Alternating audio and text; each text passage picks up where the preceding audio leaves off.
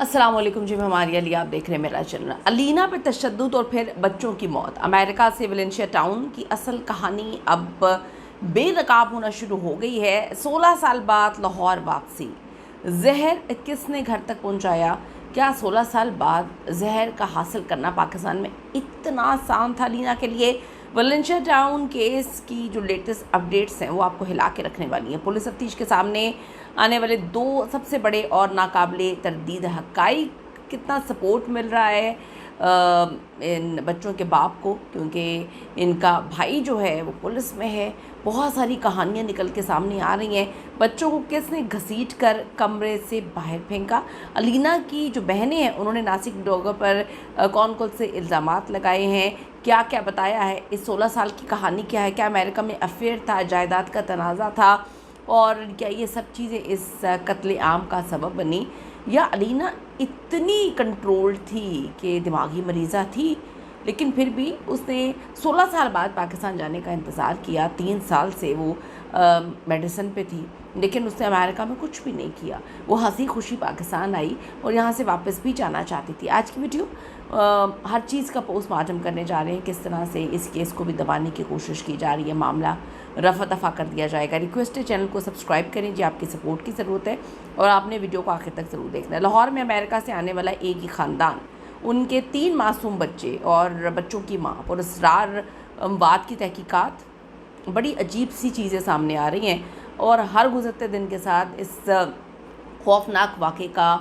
जो रुख है वो तो चेंज हो रहा है। तहकीकात के दौरान एक पहलू ये भी ज़ेर गौर है कि आया जो मुतासरा खातून है उसने ख़ुद बच्चों को जहर दिया और बाद में भी खुद जहरीली चीज़ खा ली, या फिर पूरे वाक़े में किसी और का बड़ा अहम तरीन किरदार है और ये कहानी बहुत पहले कहीं और लिखी जा चुकी थी। इसको एग्जीक्यूट करने के लिए पाकिस्तान आया गया। दूसरी जानिब मकतूला के अहले खाना ने दावा किया है कि खातून को मुबैना तौर पर घरेलू तशद्दुद का सामना था, जबकि शौहर का मौक़िफ़ है कि उनकी अहलिया तो ज़हनी दबाव का शिकार थी। पुलिस का कहना है कि तमाम दावों की हम तहकीकात तो कर रहे हैं, लेकिन जब आपका भाई ही पुलिस में आला अफसर हो। खैर, जो पड़ोसी है उसकी गवाही ने नासिर डोगर के तमाम झूठ का पर्दा तो चाक कर दिया, लेकिन इतनी बड़ी गवाही के बावजूद जो है वो क्लीन चिट नासिर को कैसे मिली और नासिर डोगर रिहाई पर किस तरह से है? नासिर का दावा था कि वो वाक़े के वक्त बाहर था, जबकि पड़ोसी ने तस्दीक की है कि नासिर तो घर पे ही था। अब इसमें सच कौन बोल रहा है, झूठ कौन बोल रहा है? अगर सही तरीके से इन्वेस्टिगेशन होगी तभी तो पता चलेगा, लेकिन यहाँ पे तो इन्वेस्टिगेशन पे पूरा असरअंदाज होने की कोशिश की जा रही है। ये भी दावा किया गया है बच्चों के चीखने पर उसने पड़ोसी से झूठ बोला कि बच्चे मूवी देख रहे हैं, यानी कि पड़ोस के लोग और सामने लॉन्ड्री वाले को आवाज़ आ रही है बच्चों के चीखने की, लेकिन इसको घर पे रहते हुए नहीं आ रही। सबसे बड़ा सबूत 29 जुलाई का वो हवाई टिकट है, एयर टिकट, जिसमें ये अकेला अमेरिका अब वापस जा रहा है, नासिर डोगर के नाम है, यानी वो बाकी फैमिली का खात्मा करके क्या अकेला फ़रार होने की तैयारी बहुत पहले कर चुका था।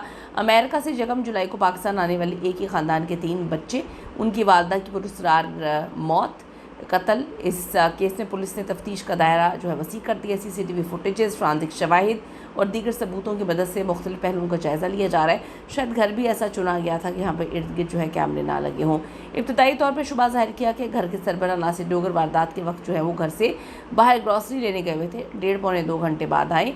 पुलिस ने उनके बयानात और CCTV फुटेज के रिकॉर्ड का तफसीली जायज़ा लिया है। तहकीकात के दौरान ये भी सामने आया है कि नासिर डोगर के घर पहुंचने के चंद मिनट बाद ही उनकी अहलिया ने उन्हें आइसक्रीम खाने की पेशकश की थी, पानी मांगा, लेकिन नासिर ने, पुलिस ने कहा हमने सारी चीज़ें जो हैं वो इकट्ठी कर ली हैं। शवाहिद के मुताबिक बच्चों को कमरे से घसीट कर वॉशिंग एरिया में मुंतकिल किया गया है, जबकि वहाँ मौजूद जो खाना है, आइसक्रीम, हलवा, एक टूटा हुआ शीशीनुमा बर्तन, सब चीज़ों को फ्रांसिक के लिए भिजवा दिया गया।